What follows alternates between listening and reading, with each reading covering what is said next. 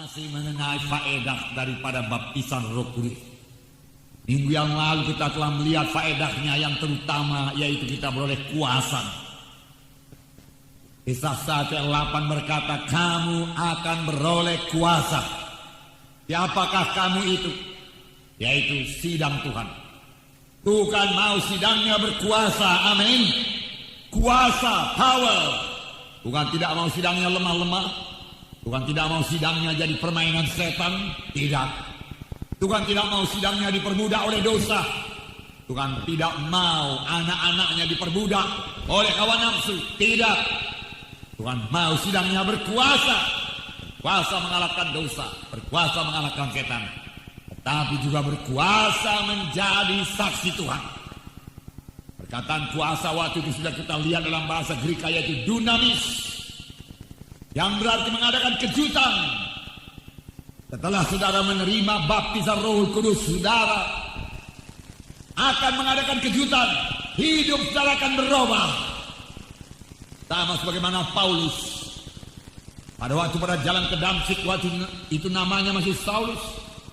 Satu sinar yang terang menerpa dia. Dia jatuh ke tanah.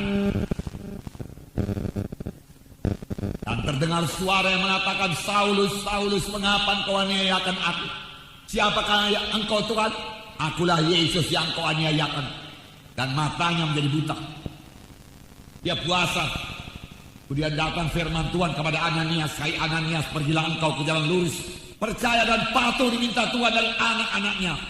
Di jalan berkat bagi semua anak-anak Tuhan. Semua anak-anak Tuhan yang mau keberkatan harus patuh, patuh, patuh, patuh. Amin.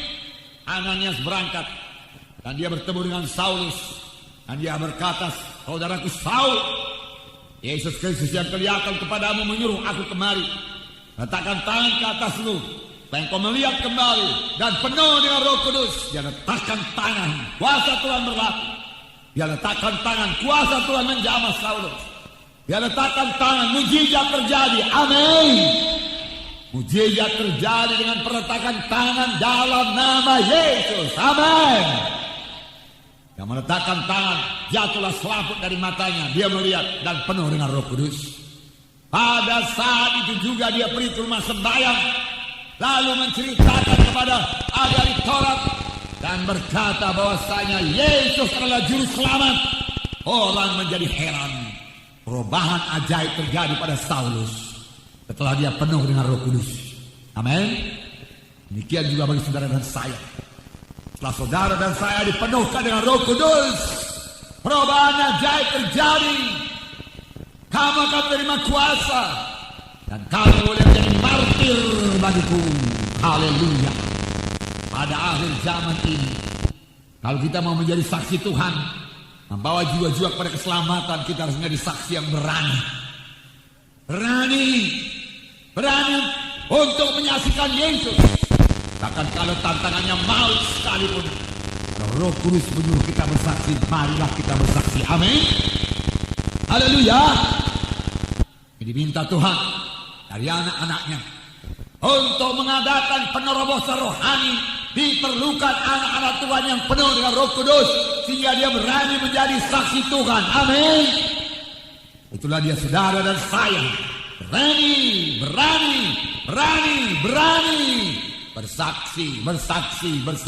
Bersaksi. Amin. Berani bersaksi.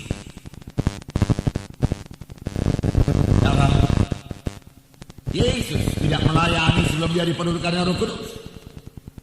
Alangkah luar biasanya hak istimewa diberikan Tuhan kepada kita. Hendaklah kita, kalau kita dipanggil Tuhan, biarlah orang yang kita tinggalkan itu yakin bahwasanya kita ke sorga. Amin. Menggoyangkan kerajaan setan.